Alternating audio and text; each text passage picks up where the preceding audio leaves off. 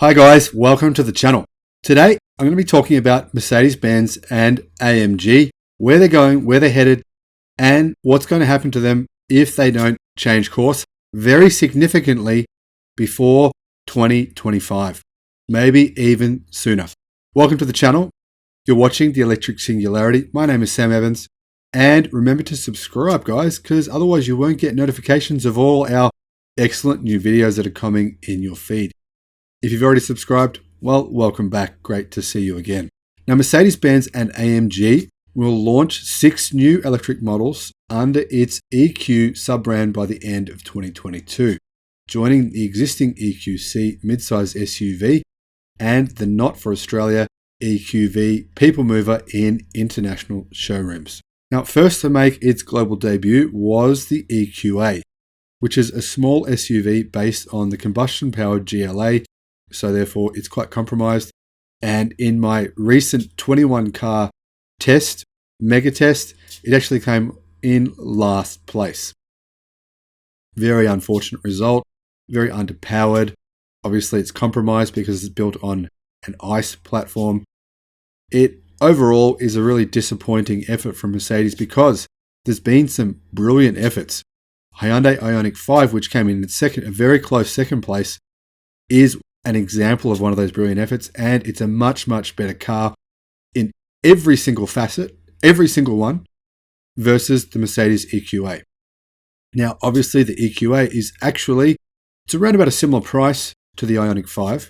However, it's much smaller. Both interior space, boot size, both much smaller. The boot size of the EQA is 340 litres. The boot size of the Ioniq is 540. And clearly, guys, look at these cars. Look at the Ioniq. It looks way better. Which one would you buy? Knowing that this Mercedes EQA is built on a compromised ICE platform, is extremely slow. It's one of the slowest cars in the test, does 0 to 60 miles an hour in 8.6 seconds.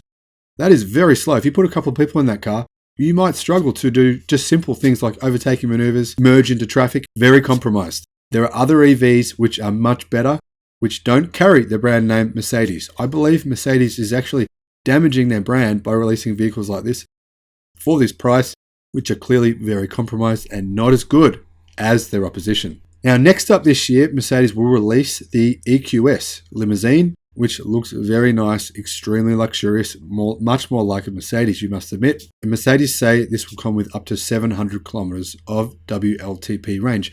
Now, I believe them. You know why I believe them? Because in my 21 car test, every single car got, 18 of the cars either exceeded or far exceeded the WLTP range, and 3 of them were within 7 miles.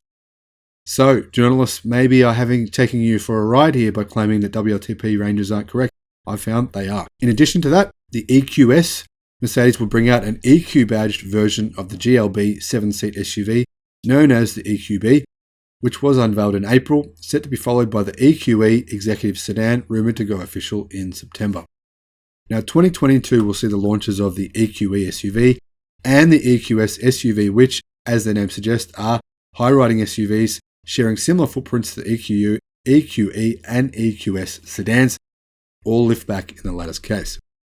Now, an electric version of the, let's admit, it's pretty damn cool, the G-Class is in the brand's plans. It's badged EQG, and the next generation T-Class people mover and Citan van will gain an electric option in Europe, the former previewed by Concept in May. Now, what about the EQC? Well, the EQC midsize SUV will come out in around about the middle of the decade, around 2025, so 4 years from now, quite a long way away. Now, what about the most important part? What are Mercedes planning to do? Are they planning to succeed, or are they planning to fail?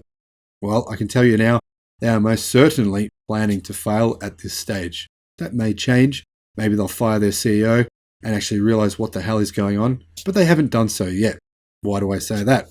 I quote, Mercedes says, "While we will expand the electrified portfolio towards a share of more than 50% of global sales by 2030, our investments in combustion engine development will decline quickly and the number of combustion engine variants will fall by 70% by 2030.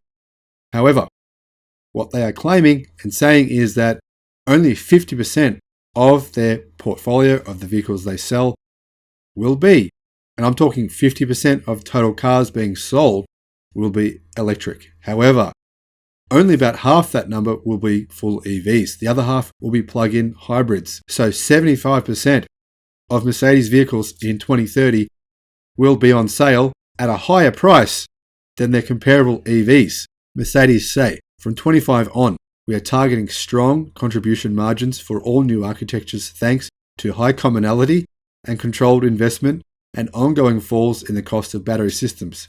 So, Mercedes will be selling. I have no idea. I'm yet to work out how you build a purpose-made EV that can compete with other purpose-made EVs if it's on an ICE platform. We've seen now, guys, with the Mercedes EQA, that it does not compete with its rivals. Look at my mega test. I'll put the link in the description. Clearly, in a number of areas, the Mercedes vehicle they've made here falls short. It's a disappointing car. Now, Mercedes, as far as I can tell, plan on continuing to release disappointing cars for the next several years. By 2030, 75% of their cars will be more expensive than their EVs because it will be far cheaper to make an EV by 2030 than it will an ICE car. Everybody's predicting this. This is not just the EV fanatics. Everybody says that battery-powered cars will be on parity on price in 2023. So if they're on parity on price in 2023 and battery costs continue to decline, then they will be cheaper by 2030, without any doubt. That means 75% of Mercedes EVs will be less desirable vehicles and will be more expensive than their desirable vehicles. So what isn't going to sell? Clearly, the 75% of their cars are not going to sell. Why is that? Well, because other manufacturers will simply make up the shortfall. For the cars that Mercedes aren't willing to make full EVs and can't sell, other manufacturers will just take those sales. We're in a period in history, in time, where enormous disruption is happening. Enormous wealth is moving from one place to another. Tesla didn't exist not that long ago. And now they are the world's most valuable car company. Now, of course, yes, they're not just a car company. They do many things. But they are the world's most valuable car company in the eyes of consumers. Consumers want EVs. Now, what has happened over the last year in China? Well, Chinese sales of EVs have exploded. They've doubled. They're up 200%. XPeng sales this year, after the first quarter, up 454%. Same for NIO. Same goes for BYD. Now, why don't we have a little look at BYD? Well, BYD's EV sales this year, so far after this first quarter of the year, are 70% of their entire product portfolio. BYD used to sell ICE cars and still does, but it's only now shrunk to 30% of their portfolio. Same goes for companies, or even more so, companies like XPeng and NIO, which, believe it or not, are actually competitors to Mercedes-Benz. Chinese consumers see them as luxury competitors, therefore they are competitors. And what will they be selling in 2021, 22, 23, 24, 25, all the way up to 2030? EVs only. And what are they doing right now? Building factories to make more EVs. Where are they? In China. What have the economists lately said? They've said that the Chinese companies have a cost advantage. They have a cost advantage in a number of areas, including raw materials, parts, etc. Where do you think parts from Mercedes-Benz's EVs come from right now? Many of those come from Chinese companies. I guarantee you they do. Where do batteries come from? Have a look. So, clearly Mercedes is in trouble. And they don't even seem to know it. Why is it? Well, maybe they do know it. Maybe they're aware of the fact that this enormous disruption is coming, but they can't do anything about it because, like they say in this quote here, they are committed to strong margins. They're committed to strong margins now. What they need to do now, take a loss for a few years, invest 100% in EVs, move as quickly as they can from ICE to batteries, and then they will make a loss for a few years, but by 2030, they'll be fully prepared for the world's future, which is EV only. Consumers don't want to pay more for an ICE vehicle versus a battery-powered vehicle. Now, imagine how much better battery-powered vehicles will be in 9 years' time. Imagine how much better Tesla Model Y will be a Tesla Model X will be a Tesla whatever, and a Neo, whatever, a Hyundai Ioniq 5. Imagine how much better they will be in 9 years' time when we've had battery improvements for 9 successive years, as energy density continues to increase, as car ranges continue to increase every year, guys. Every year. That's what's happening. And you're telling me, Mercedes is telling you, Mercedes is telling me, people want to pay more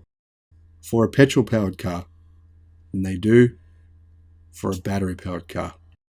That is not going to happen in 2030.